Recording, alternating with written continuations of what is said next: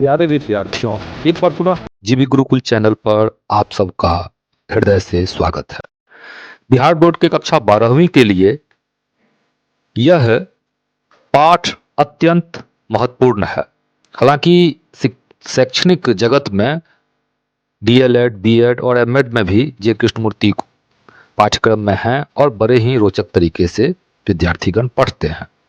सामान्य तौर पर यह देखा जा रहा है कि जे कृष्णमूर्ति की रचना शिक्षा से जब कभी परीक्षा में प्रश्न पूछे जाते हैं तो इसे छोड़कर अथवा वाले सवाल को हल करना विद्यार्थी आसान समझते हैं। मैं आपको आश्वस्त करता हूं कि मेरे इस व्याख्यान को अगर आप गौर से सुनेंगे तो सबसे आसान पाठ आपको यही लगेगा। जैसे ही आप परीक्षा में इससे संबंधित सवाल देखेंगे, आप आनंदपूर्वक इसका हल करेंगे और इसमें सर्वोत्तम अंक भी प्राप्त करेंगे।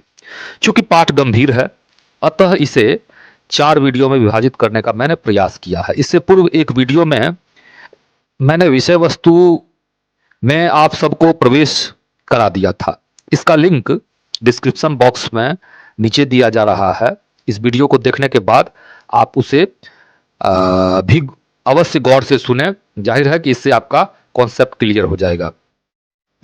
भारतीय दर्शन, साहित्य और शैक्षिक फलक पर जे कृष्णमूर्ति का क्या स्थान है, इसे एक लघु कथा के माध्यम से जानने और समझने का प्रयास करते हैं।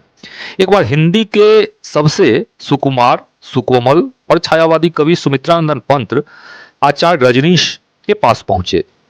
कहीं आप ये तो नहीं पूछ बैठेंगे कि ये पंत जी कौन है? हालांकि हिंदी साहित्य पढ़ने वाले लोग पंत जी से शायद ही अनभिज्ञ हों।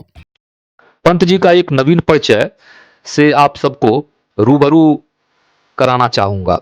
बॉलीवुड के महानायक अमिताभ बच्चन का नामकरण हरिवंश राय बच्चन ने सुमित्रानंदन पंत के कहने पर ही रखा। गौर करने की बात है कि भारत छोड़ो आंदोलन के दौरान सन 1942 में जन्मे अमिताभ बच्चन का नाम उनके पिता ने प्रारंभ में इनकलाब रखा था, पर पंत जी के सलाह पर ही इनकलाब नाम से अमिताभ के रूप में परिवर्तित कर दिया गया। यहां पर स्पष्ट रूप से कहना चाहूंगा कि बौद्ध धर्म के महायान संप्रदाय के अनुसार अमिताभ वास्तव में भगवान बुद्ध का ही नाम है। एक विशेष रूप से उल्लेखनीय बात यह भी है कि जे कृष्णमूर्ति को भगवान बुद्ध का ही दूसरा अवतार माना जाता है।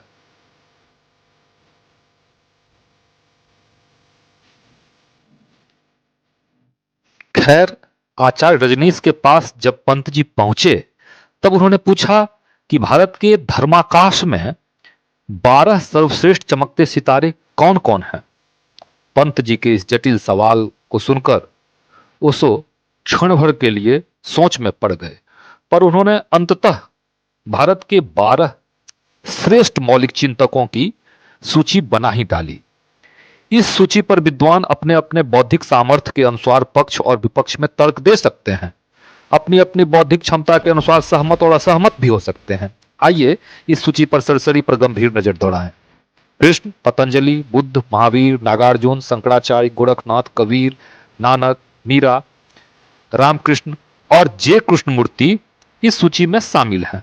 जिस प्रकार शॉर्ट लिस्टेड नाम में ओशो ने जे कृष्णमूर्ति का नाम जोड़ा है, उसी से इस बात का अंदाजा लगाया जा सकता है कि भारतीय साहित्य और दर्शन में उनका स्थान कितना महत्वपूर्ण है।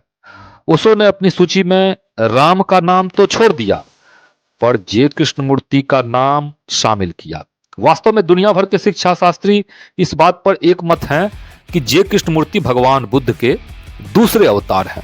जैसे भगवान बुद्ध ने अपने समय में शोषणकारी और सरे समाज के खिलाफ विद्रोह का बिगुल बजाया, ठीक उसी प्रकार कृष्णमूर्ति ने भी अपने समय के सरे समाज की सरी मान्यताएं, परंपराएं और सड़ चुकी शैक्षिक प्रविधियों के खिलाफ जोरदार विरोध किया।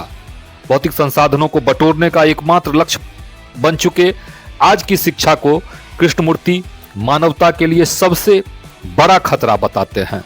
आज इस शिक्षा को प्राप्त कर आप भले ही डीएम, एसपी, डॉक्टर, इंजीनियर अथवा एमएनसी में उच्च पद पर आसीन हो जाएं, भले ही आप इन पदों पर बैठकर सिक्के की बरसात कर दें, पर सिक्के की इस बारिश में हमारी आपकी आत्मा बुरी तरह से लहूलुहान हो रही है।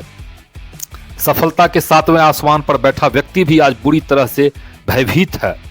भविष्य के अंदेशे से वह न केवल इनसिक्योर महसूस कर रहा है, बल्कि उसका मन चिंता, भय, घृणा, ईर्ष्या के भावों से कुंठित हो रहा है।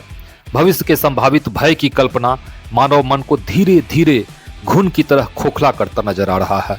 वास्तव में कृष्णमूर्ति वैसी शिक्षा की वकालत करते हैं जो स्वतंत्रतापूर्ण वातावरण का सृजन करे।